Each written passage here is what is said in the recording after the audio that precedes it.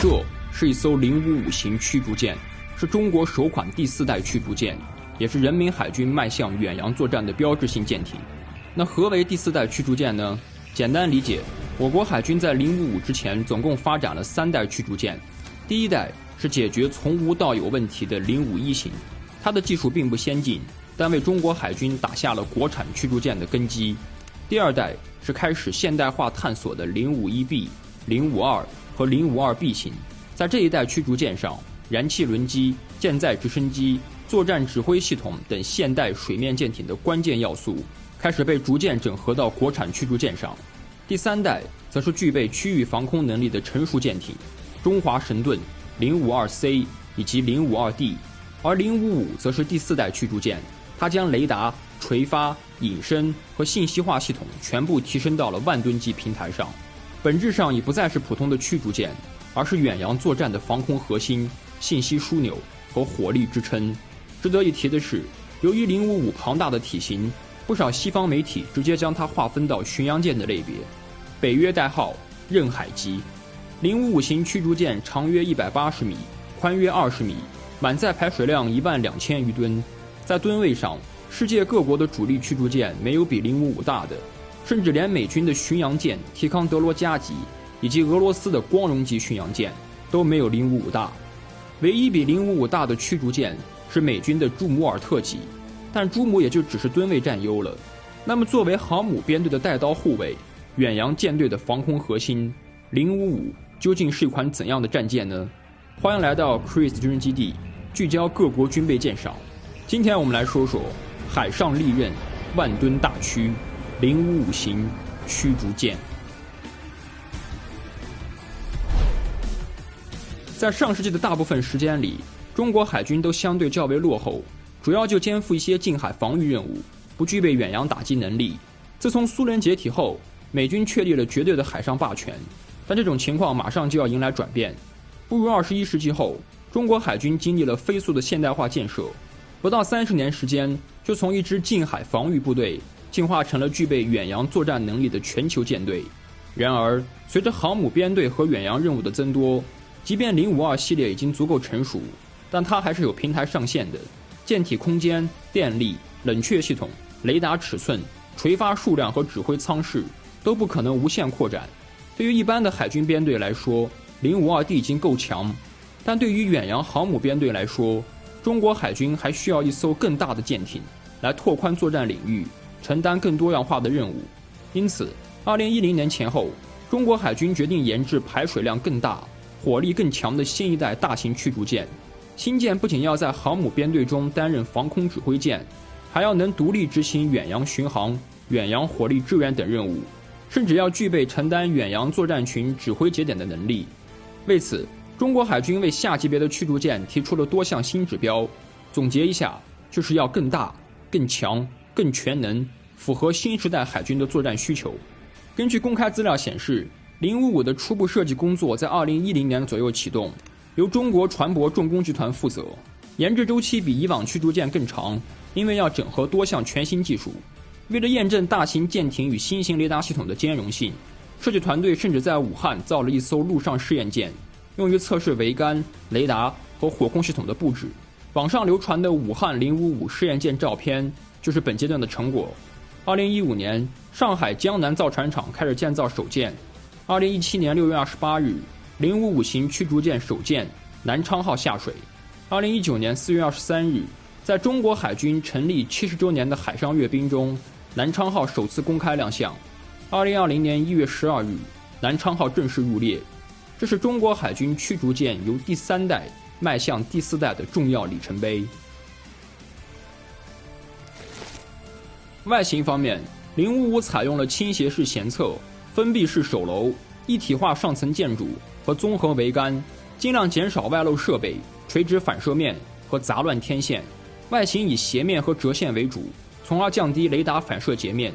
艦首和舷側的外漂設計則有助於把浪花向外導開，提高遠洋適航能力。集成桅杆是055外形上最顯著的特徵之一，它沒有採用老式軍艦那種天線、雷達和支架大量外露的開放式桅杆，而是把主相控陣雷達、通信天線、導航雷達、以及部分電子戰相關設備整合進艦橋上層建築和封閉式綜合桅杆之中。這樣做的好處是讓整艘艦的外形更加簡潔，減少雜亂的雷達反射源，從而有助降低雷達反射截面。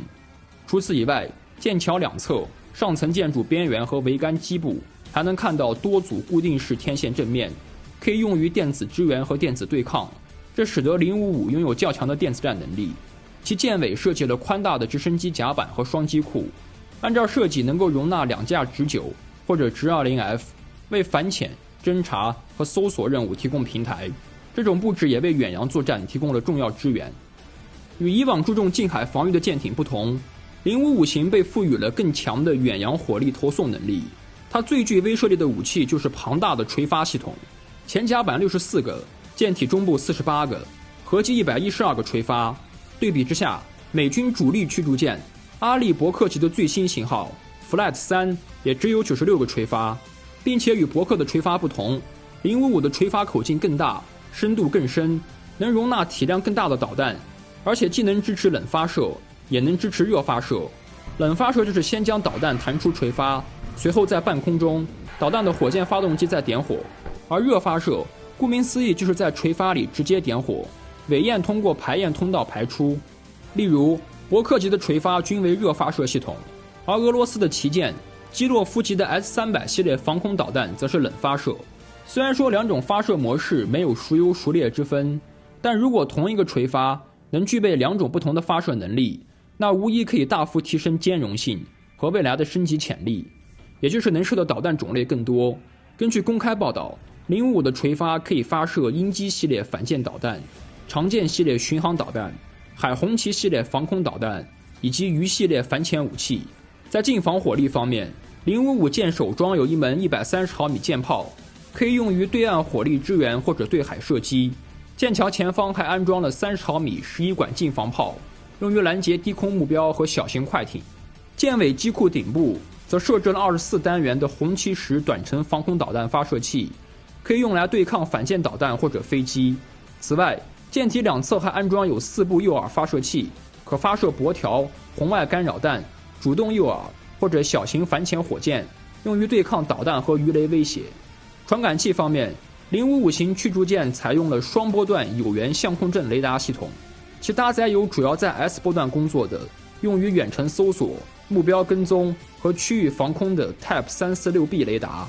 搭配有在 X 波段工作的，用於精密跟蹤和低空探測的輔助雷達。水下傳感器方面，055採用大型艦首聲納和拖曳式陣列聲納組合，並配備有可變深度聲納，使其具備遠距離反潛探測能力。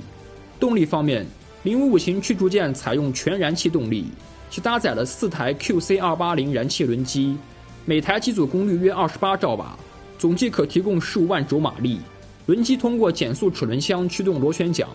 對於一艘滿載排水量超過 1.2 萬噸的大型驅逐艦來說，這套動力系統可以讓055達到30節以上的最高航速，滿足航母編隊的高速機動需求，也能在較低航速下擁有5000海里的續航，以滿足遠洋航行的需要。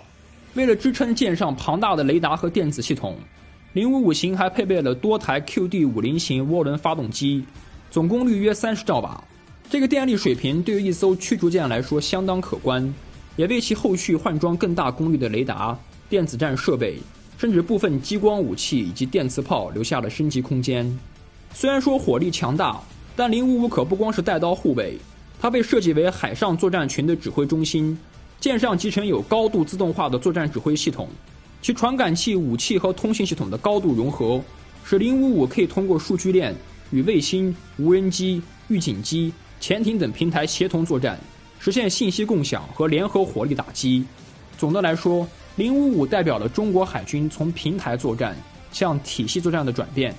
如果說 052D 是中國海軍從近海防禦走向遠海防空的重要一步，那麼055就是中國海軍真正邁向遠洋作戰的艦艇。它不再只是給艦隊提供防空保護，而是可以作為整個編隊的信息節點、火力節點和指揮節點，是整個海上作戰體系的重要核心戰艦。055型驅逐艦不光是一艘大型戰艦，更是中國海軍整體實力躍升的象徵。從設計、建造到服役，它凝聚了國內眾多科研院所、造船企業和軍工單位的協同創新。它的出現使得中國海軍在區域防空、遠程打擊和反潛作戰方面有了質的提升。目前共有10艘055在人民海軍中服役，建造速度堪稱恐怖，也讓人更加期待未來055艦隊會達到一種什麼樣的規模。那以上就是本期視頻的全部內容了，想看什麼我們評論區見。